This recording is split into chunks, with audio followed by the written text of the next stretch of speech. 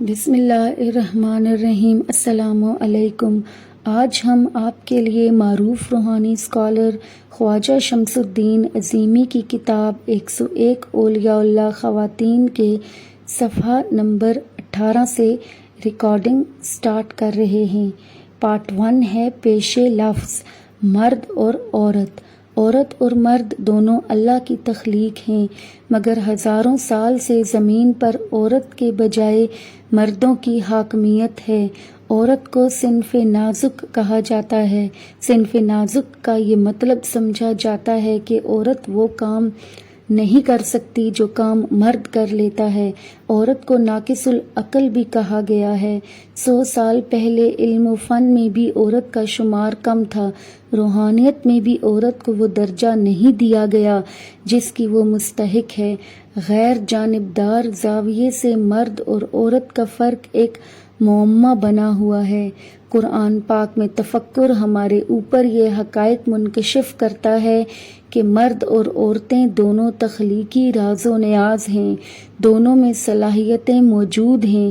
اگر مرد کسی صلاحیت میں عورت سے قدرے زیادہ ہے تو بالمقابل مرد بھی کئی صلاحیتوں میں عورتوں سے کم ہے۔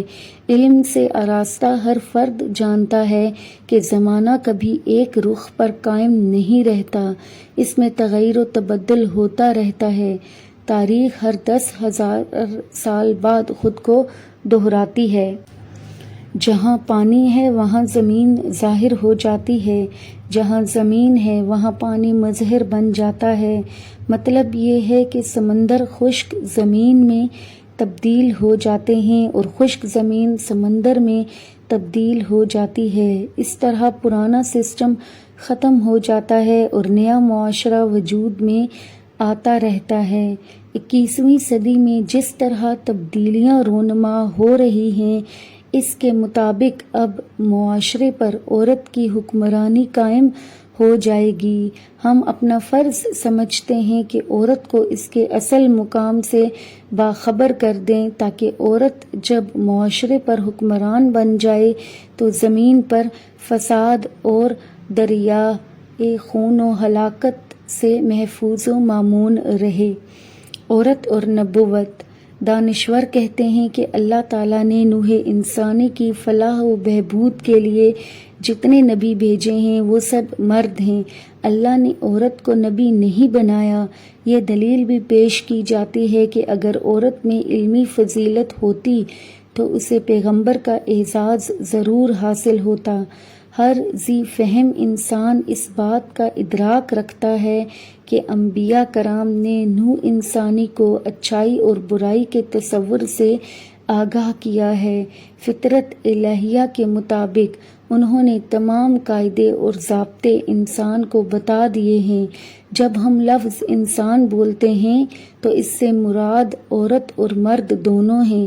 عورت بھی مکمل انسان ہے، اس میں نوع انسانی کی ہر صلاحیت موجود ہے۔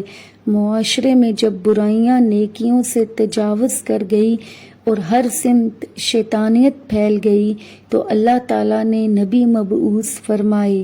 نبی ان اقوام پر بھیجے گئے جن اقوام نے قوانین فطرت سے انحراف کیا اور حق اور صداقت کے بجائے کفر و شرک اختیار کیا۔ 7,000 قبل مسیح تک تاریخی حوالے سے زمین پر عورتوں کی حکمرانی کے آثار ملتے ہیں۔ اس نظام کو مادری معاشرہ کہا گیا۔ اس نظام میں انسان فطرت اور جبلت کی رہنمائی میں معاشرتی قدروں کا پابند تھا۔ پورے نظام پر عورت کی گرفت مضبوط تھی۔ پھر نسلی تعصب، سیاست اور سازشوں سے ایک بڑا انقلاب آیا اور مادری نظام کی جگہ پدرانہ نظام رائج ہو گیا۔ نبی کی تعریف اور وحی۔ نبی وہ ہوتا ہے جس پر وحی نازل ہو اور وہ وحی کے مفہوم کو سمجھتا ہو۔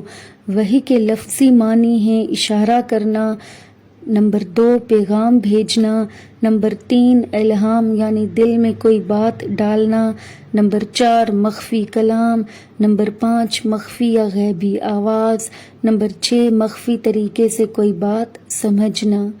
وحی میں پیغام کے ذرائع۔ نمبر 1 فرشتہ کا گھنٹی کی جنجناہٹ کے ساتھ آنا اور پیغام دینا، نمبر 2 فرشتہ کا انسانی شکل میں آنا، نمبر 3 مکھیوں کی بنبناہٹ، نمبر 4 فرشتہ کا خواب میں آ کر کلام کرنا، نمبر 5 حالت بیداری یا خواب میں خود اللہ کا کلام کرنا، نمبر 6 یا جس طرح اللہ چاہے، نمبر 7 پیغام رسانی کا کوئی وسیلہ نہ ہو اور پیغام بغیر کسی درمیانی واسطے کے پہنچ جائے جیسے رویائے صادقہ، نمبر 8 گھنٹیوں کی آواز سے پیغام اخذ کرنا، نمبر 9 القاء اور الہام۔ گفتگو کے طریقے۔ اللہ اور انسان کے درمیان قرآن نے گفتگو کے 3 واضح طریقے بتائے ہیں۔ ترجمہ: کسی بشر کی یہ قدرت نہیں ہے کہ اللہ اس سے روبرو بات کرے، اس کی بات یا تو وحی کے طور پر ہوتی ہے یا پردے کے پیچھے سے، یا پھر کوئی پیغامبر بھیجتا ہے اور پیغام دیتا ہے اللہ جو چاہتا ہے۔ سورۃ الشورى آیت نمبر 51۔ حاصل کلام یہ ہوا کہ وحی اس طریقے کو کہتے ہیں جس میں پیغام بھیجنے والے اور جسے پیغام بھیجا جا رہا ہے ان دونوں کے درمیان راز ہو اور اس پیغام رسانی کے طریقے سے دوسرا کوئی واقف نہ ہو۔ وحی کی قسمیں۔ وحی کا نزول 2 طرح ہوتا ہے، نمبر 1 جلی، نمبر 2 خفی۔ جلی وحی یہ طریقہ ان انبیاء سے متعلق ہے جو نبی اور رسول ہوئے ہیں۔